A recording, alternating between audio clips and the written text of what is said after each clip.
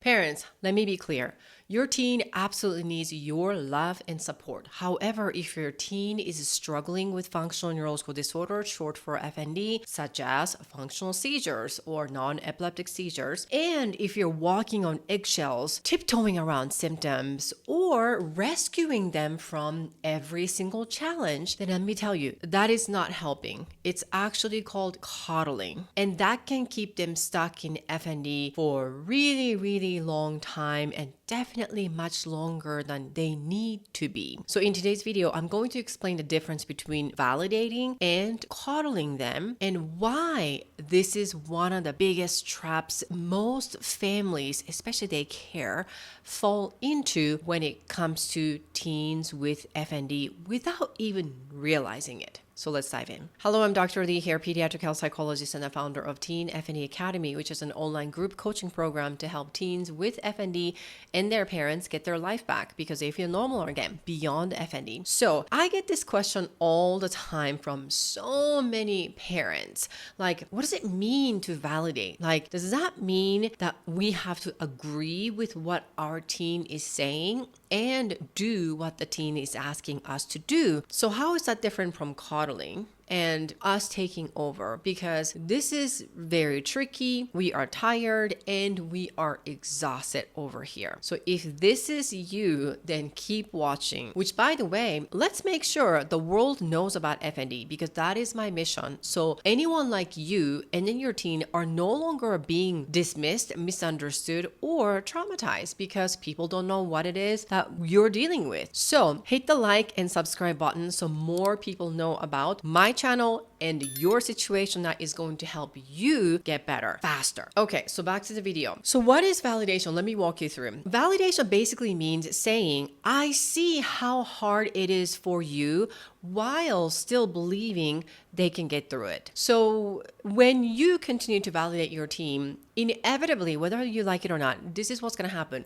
It is going to build trust, reduces resistance, and keep the relationships really strong, which is exactly what you want, I would imagine, just like any other parents who are caring and loving their child. So what is an example of validation? Couple examples, super simple, is something like this. I know this is hard. That makes sense. So you're not really agreeing, yeah, what you're going through is terrible and it sucks. I mean, you can say that, but it's essentially in that sense. I know this is hard and that makes sense. And also, you're allowed to be frustrated and I know you can figure this out. Something like that. So you're really tapping into this emotional experience of your teen rather than, that's not true. You shouldn't think this way. Well, that is actually called correction. It's not connecting through validating. So the opposite end of the spectrum from the validating and the correction is somewhere in between, but on the different planet is coddling. So what is coddling? Coddling is basically the same thing as rescuing, over accommodating, or shielding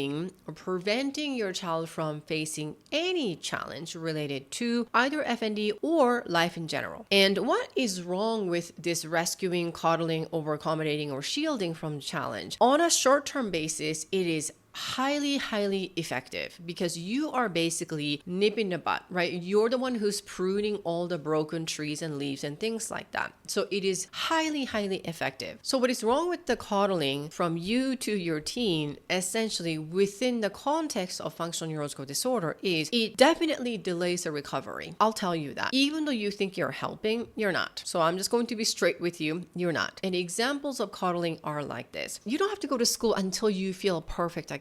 Let's just wait and see you feel better and we can go back to our life. The other thing is, oh, don't worry about it. We will cancel everything for you. I am going to call the school. I am going to call your friend. I am going to call your uncle and aunt and all of the other people on the planet that I will do it for you. Again, on the surface, it sounds like you're a super caring parent. Well, nothing wrong, right? I mean, if your child is sick, right, with fever, having a cold and viral infection and all of that, you do this, oh yeah, well, don't worry about it. Let's just rest and When you get better, we'll think about it. When you get better, you get to hang out with your friends again, right? So I'm going to call your friends, I'm going to call your friends for you. I'm going to call these doctor's appointments. We're going to cancel everything, that kind of thing, right? So there's nothing wrong with it.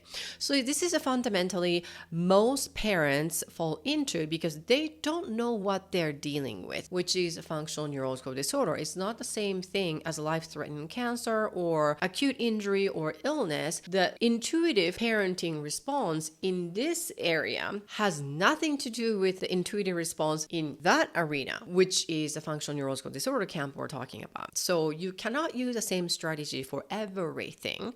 And therefore, unfortunately, under the umbrella of FND recovery, coddling does not help. Now, if you and your teen are completely happy with your teen having FND for the rest of their life, and you are extremely energized and happy about continuing to coddle, then hey, hats off to you. There's no one stopping. So you keep doing that, right? However, if you are so sick and tired and this is exhausting, but you don't know what to do, so you're in constant panic and crisis mode while your teen continues to struggle and deteriorate, but you don't know what else to do, therefore you just fall into this default coddling, and this is not working. Gotta do something different, but don't know how, then keep watching. And also, the next part is why parents get confused between validation and the coddling. Well, oftentimes, one of the things that I see over and over and over again is that many parents fall into, because they are in this crisis panicky mode, fall into this all or nothing thinking. It goes something like this. Either I need to protect them from everything, or I am being too harsh and not good parent.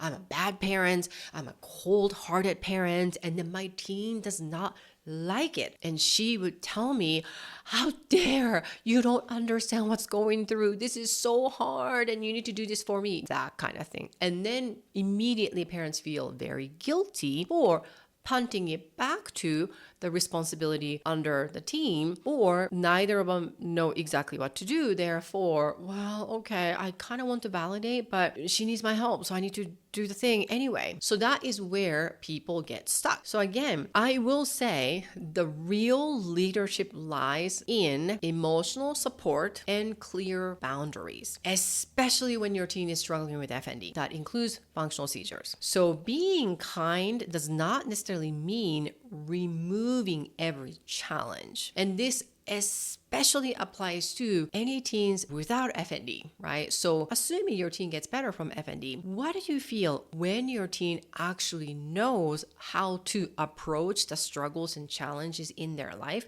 and know how to deal with it, right? So you are actually giving a gift of building and mastering these skills and strategies of their ability to walk them through whatever the challenge they might face. And is it fair that they're actually having FND and these challenges at the same time? Not really, but what are you going to do? Right? If you don't do anything, FND doesn't get better on its own. So you kind of do something different when you know this coddling approach isn't working. What to do instead, which is you validate your teen's emotion and you hold steady on the action. So something like this: I hear you. This totally makes sense. This is really hard. And I know you can figure this out. So let's do the next small step, whatever the next small step is that you and your teen decided to do. And you can also reframe the discomfort, right, as part of the healing process. And this is not danger, even though you feel uncomfortable, even though you feel scared about potential flare-ups and things like that. As long as you're going through this path of recovery, then flare-ups, discomfort, fear, they're bound to happen. So you basically validate, yes, that is normal. It's supposed to be happening. That means you're doing something towards recovery. And you can also use this tone that says pretty much, I love you enough to believe in your strength, right? Well, let me repeat that. I love you enough to believe in your strength. So that is really it.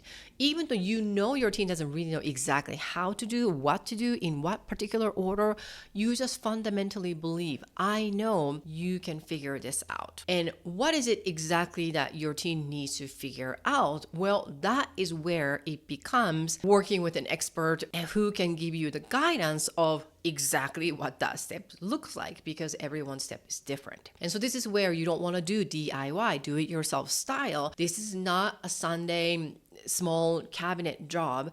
This is your child's health and life. So there's that. If this was helpful, make sure to check out more videos on my channel. They might be coming up here, or on my channel, I share new tips and strategies every week to help you and your family navigate FND with calm, confidence, and clarity. Thank you so much for watching this video, and I will see you in the next video.